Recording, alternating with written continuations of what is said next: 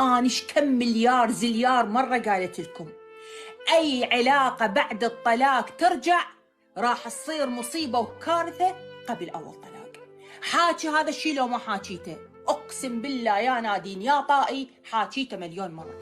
إيش كم مليار مرة قلت لك يا رجال إذا طلقت المرة وقالت لك خلينا نرجع على مود القنادر القرودة مال العائلة البريطانية المالكة، لا ترجع. إياك تطلق مرة وترجع لها، إياك بحياتك تطلق مرة وتفكر ترجعها مرة الأخ. إياك.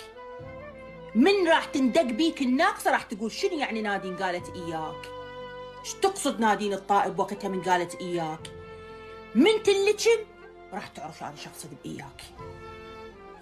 وش كم مليار زليار مرة قلت لك إذا تطلقين وتخلصين ومحكمة وشيخ وتستقر الأمور، لو يجي يحفى يبوس القنادر لا ترجعين. لو عندك 10 أطفال منه ما ياكلون لا ترجعين.